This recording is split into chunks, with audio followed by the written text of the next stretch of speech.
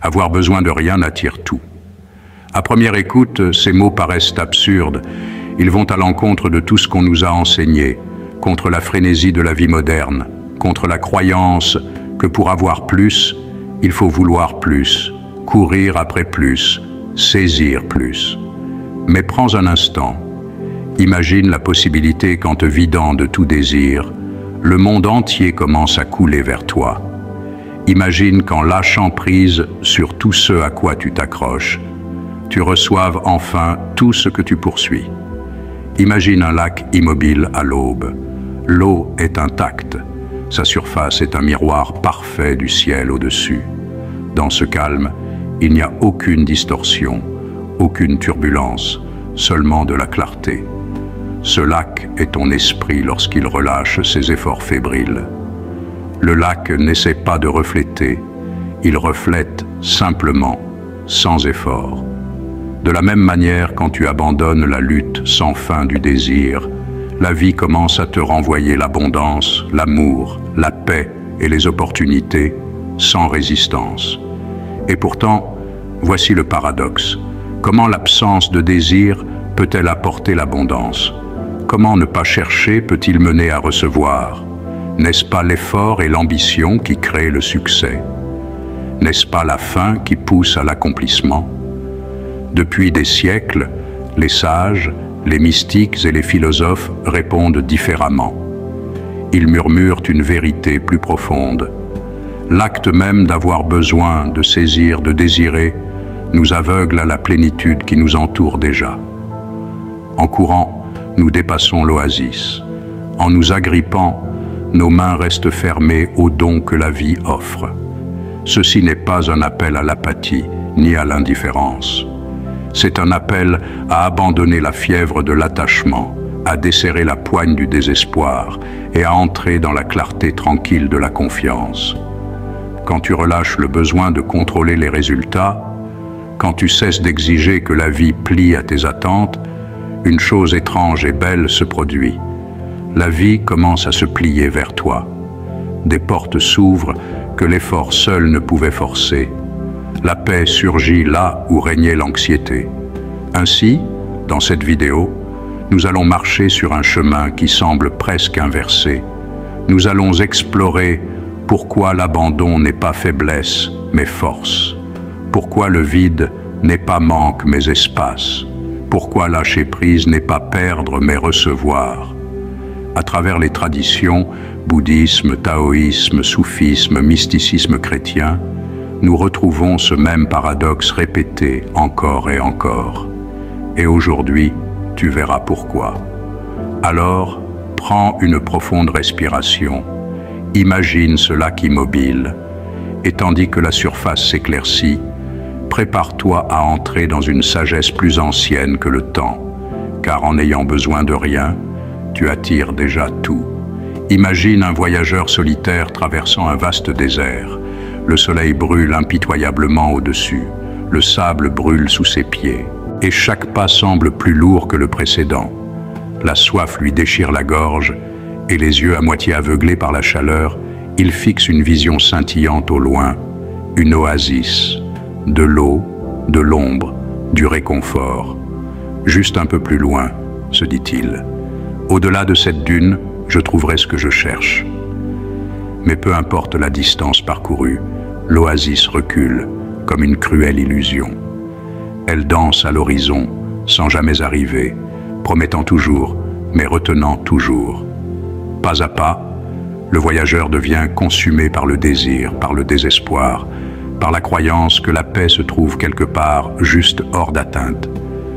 Plus il poursuit, plus cela semble loin. Voilà comment nous vivons. Quand nous nous accrochons à nos désirs, quand nous nous disons « Si seulement j'avais ce travail, cette personne, cette reconnaissance, alors je serais enfin comblé », nous nous épuisons. À force de courir après des mirages, nous marchons sans fin vers une image de complétude, sans jamais remarquer que l'acte même de poursuivre nous aveugle à ce qui est déjà autour de nous. Maintenant, imagine quelque chose de différent. Le voyageur épuisé finit par s'effondrer à l'ombre d'une dune. Il arrête de courir, il arrête de poursuivre, il arrête de désirer. Et dans ce silence, quelque chose d'extraordinaire se produit. Le désert révèle son silence, la brise fraîche caresse sa peau. Et lorsque son désir frénétique s'apaise, il le voit.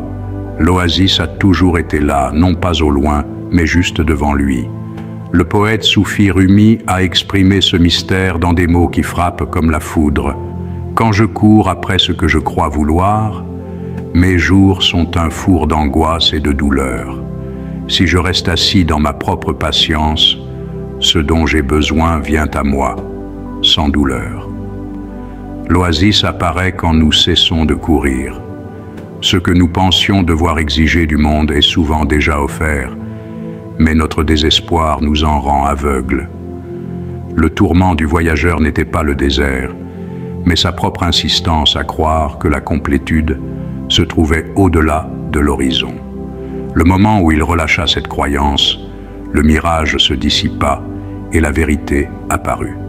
Ainsi, l'histoire du désert est notre histoire. Notre soif n'est pas le problème, c'est notre poursuite sans fin, notre refus de rester immobile. L'oasis de paix, d'abondance, d'amour n'est pas là-bas. Elle émerge seulement quand nous cessons de la poursuivre. Que signifie alors vraiment se rendre? Trop souvent, le mot est mal compris. Nous entendons « abandon » et nous pensons à la défaite, à la faiblesse, à la résignation. Mais l'abandon, dans le sens spirituel, n'est rien de tout cela. Ce n'est pas renoncer à la vie, c'est céder à la vie. C'est relâcher l'illusion que nous devons tout contrôler, que ce n'est qu'à travers la force que nous pouvons recevoir ce que nous cherchons. Imagine tes mains serrées en poing. Avec les poings fermés, tu ne peux rien recevoir de nouveau. Plus tu serres, plus tes mains deviennent vides. Mais au moment où tu les ouvres, douces, prêtes, vides, de l'espace apparaît, et dans cet espace, la vie peut déposer ses dons. Voilà l'essence de l'abandon. Ce n'est pas la passivité, ce n'est pas l'inaction, c'est la confiance. Une confiance si profonde qu'elle ose arrêter de lutter. Le Bouddha a enseigné que l'attachement est la racine de la souffrance. Quand nous nous attachons aux personnes, aux résultats, aux possessions ou aux identités, nous lions notre liberté à des choses qui inévitablement changent, disparaissent ou s'échappent. Peu importe la force avec laquelle nous nous accrochons, le courant de la vie ne s'arrête pas. Et alors, nous souffrons. Pense au moment où tu as lutté contre le courant. Peut-être as-tu essayé de forcer une relation à fonctionner, en y versant toujours plus d'énergie, de mots, d'efforts, croyant que si tu faisais un peu plus, cela durerait. Ou peut-être as-tu poursuivi un objectif avec une intensité désespérée, convaincu que ta valeur dépendait du fait de l'atteindre. As-tu remarqué à quel point tout cela devenait lourd? As-tu senti comment, dans cette lutte, la chose recherchée semblait s'éloigner encore plus? Maintenant, souviens-toi d'un autre moment, celui où tu as enfin lâché prise, où tu as cessé de forcer, où tu t'es abandonné, et soudain, ce qui paraissait impossible est devenu sans effort. La relation s'est soit guérie naturellement, soit dissoute en paix. L'objectif s'est soit aligné, soit transformé en quelque chose de meilleur. En desserrant ta poigne, la vie a pu recouler. Voilà le paradoxe. La lutte elle-même est la barrière. Se rendre ne signifie pas que la vie t'apporte moins. Cela signifie que la vie a enfin l'espace pour t'apporter davantage. Alors, quand tu ressens l'envie de contrôler, quand tu sens tes poings se resserrer à nouveau, souviens-toi de cette vérité.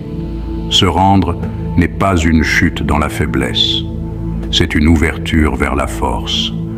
C'est la confiance tranquille que tu es soutenu par quelque chose de plus grand que tes peurs.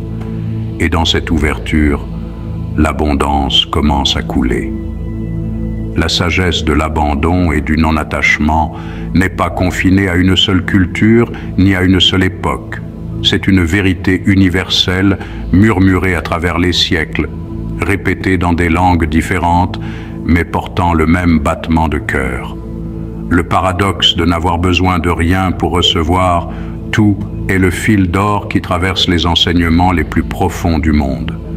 Dans la tradition taoïste, Laozi a déclaré « Si tu veux être rempli, laisse-toi être vide. Si tu veux tout recevoir, abandonne tout. » Ces paroles résonnent d'une logique étrange que seul le cœur peut comprendre. La plénitude n'est non de l'addition, mais de la soustraction. C'est la coupe vide qui peut être remplie. Dans la tradition mystique chrétienne, Maître Eckhart a parlé du même mystère. Être rempli de choses, c'est être vide de Dieu. Être vide de choses, c'est être rempli de Dieu. Ici, l'abandon n'est pas une privation, mais l'ouverture de l'âme à la présence divine. Tant que nous nous gavons de possessions, d'attentes et de désirs sans fin, il n'y a pas de place pour l'esprit. Mais lorsque nous nous vidons, lorsque nous lâchons, le divin coule en nous naturellement. Le Bouddha a enseigné avec une clarté perçante que l'attachement est la racine de la souffrance. Il voyait que les êtres humains s'accrochent aux personnes, aux biens et même aux idées de permanence. Et dans cet attachement, ils s'enchaînent à la douleur.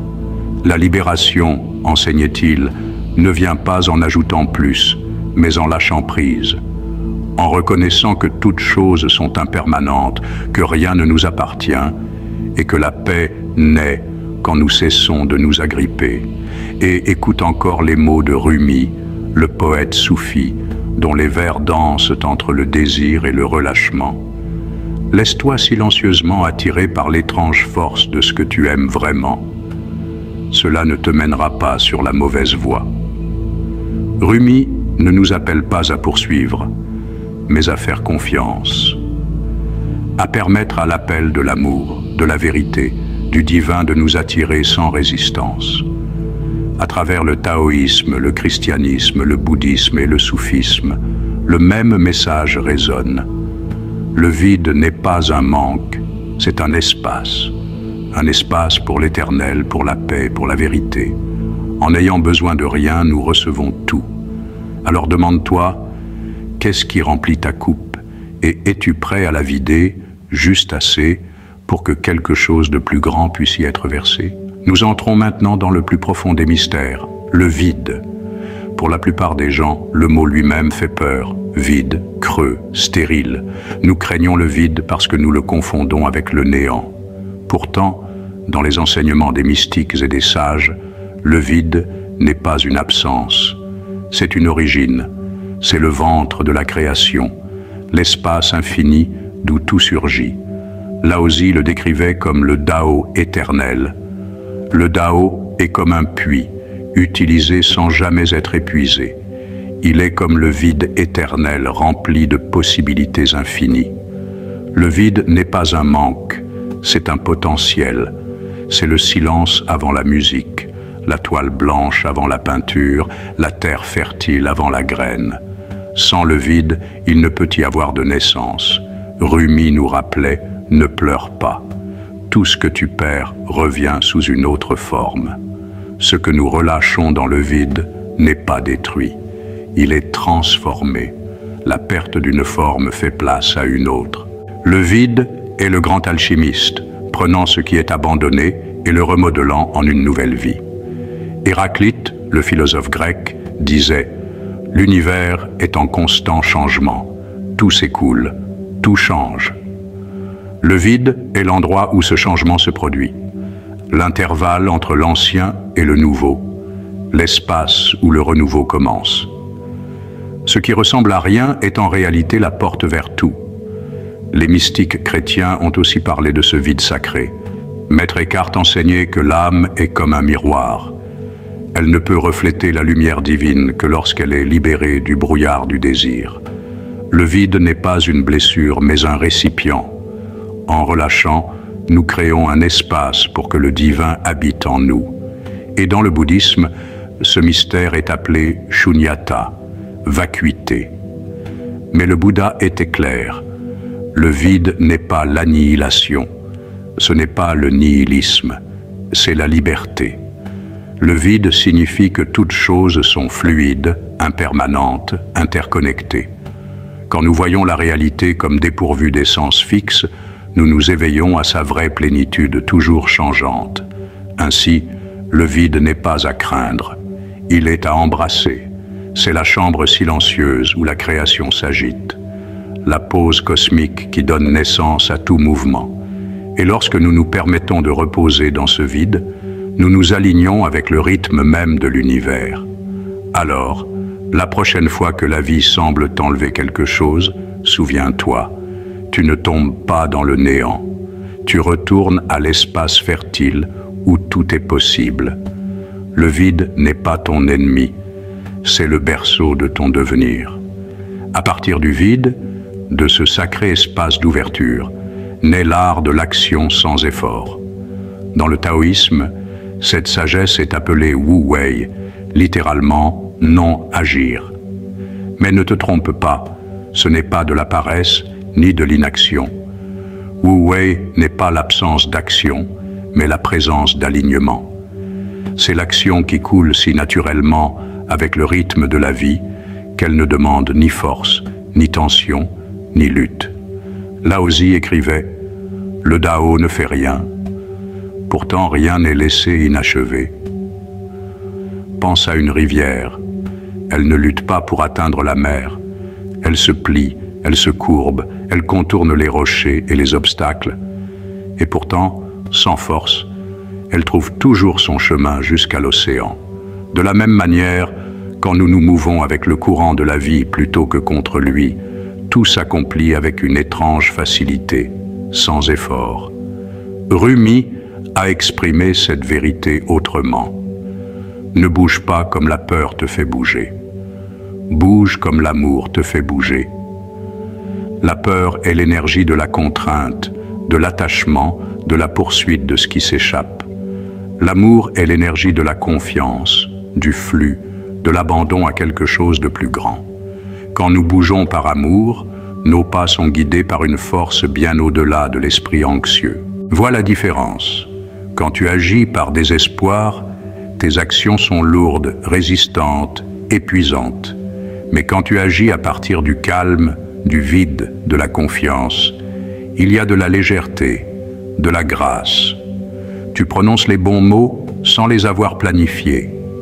Les opportunités apparaissent sans manipulation. Les synchronicités se déroulent comme des portes cachées qui s'ouvrent exactement au moment où tu arrives. Cela ne signifie pas que les défis disparaissent. La vie placera toujours des rochers sur le chemin de la rivière. Mais lorsque tu es dans le flux, ces rochers ne sont pas des obstacles, ce sont des sculpteurs. Ils façonnent ton mouvement, guident ton courant, affinent ta direction. Les obstacles cessent d'être des ennemis. Ils deviennent des instruments de ton déploiement. Voilà la voie du Wu Wei. Vivre non pas comme esclave de l'effort, mais comme partenaire du courant de l'existence. Agir sans s'accrocher aux résultats. Bouger sans peur. Faire confiance qu'en étant aligné, rien d'essentiel ne peut être refusé. Alors demande-toi, où dans ma vie suis-je en train de forcer? Où est-ce que je pousse contre le courant? Et que se passerait-il si, juste un instant, je lâchais prise et me permettais de bouger comme l'amour bouge, comme les rivières bougent, comme le Dao lui-même se meut, naturellement, sans effort, sans peur. Entendre ces enseignements et en admirer la beauté est une chose, les vivre en est une autre. Le paradoxe de n'avoir besoin de rien ne doit pas rester une idée élevée. Il doit descendre dans le sol de la vie quotidienne. La question est comment l'incarner? Commence par un moment de réflexion. Demande-toi, à quoi est-ce que je m'accroche en ce moment? Peut-être est-ce une personne, un rêve, une possession, ou même l'image de ce que tu crois devoir être. Quel que soit cet attachement, vois-le clairement dans ton esprit. Ressens le poids de cet attachement, la façon dont il rétrécit ta vision, la façon dont il te maintient agité, la façon dont il murmure « pas encore, pas assez ». Maintenant, demande-toi, que se passerait-il si je lâchais cela? Visualise ta main qui s'ouvre et regarde-le s'éloigner comme une feuille portée par le vent. Ressens l'étrange soulagement qui suit. Remarque l'espace que cela crée en toi, la légèreté qui émerge quand le fardeau de l'attachement se dissout. Dans cet espace, la vie commence à couler. Ce qui nous amène à la question suivante: qu'est-ce que je suis prêt à recevoir? La coupe vide ne reste jamais vide longtemps. Quand nous libérons ce qui ne nous sert plus, nous créons de la place pour ce dont nous avons vraiment besoin. Peut-être est-ce la paix, la clarté, la guidance ou l'amour. Imagine ces dons entrant en toi maintenant, non pas parce que tu les as poursuivis, mais parce que tu as cessé de courir.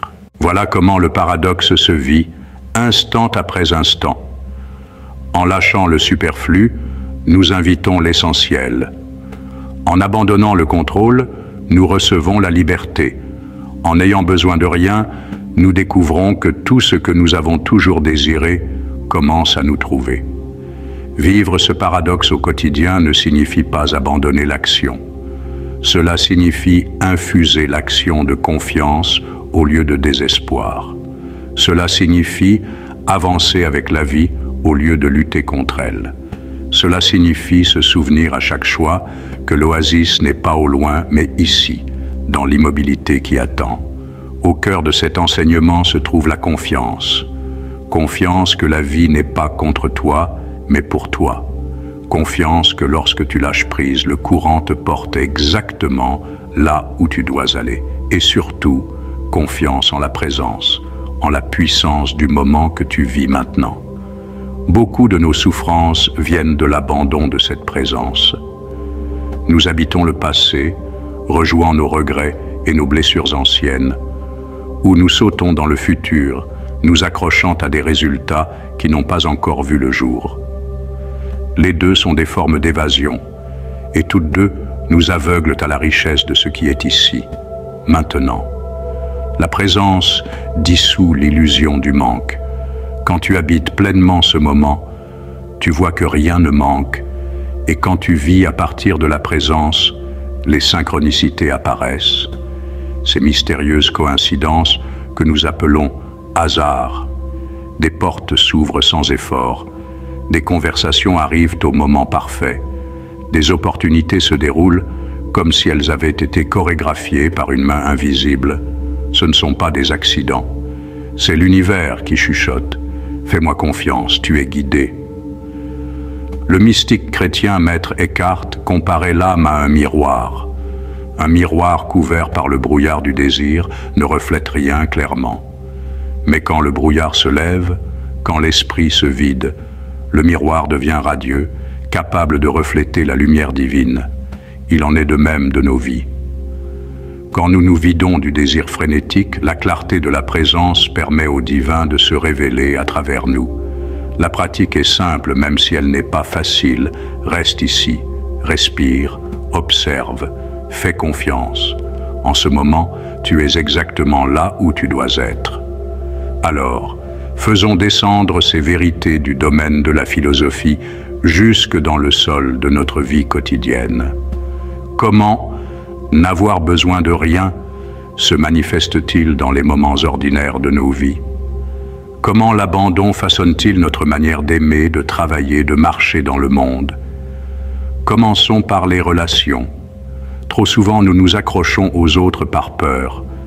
Peur de les perdre, peur d'être seuls, peur que sans eux, nous soyons incomplets. Mais l'amour qui s'accroche n'est pas l'amour, c'est de la possession.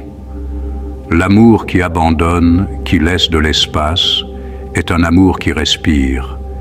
Quand tu cesses d'exiger qu'une autre personne remplisse chaque vide en toi, tu lui donnes la liberté.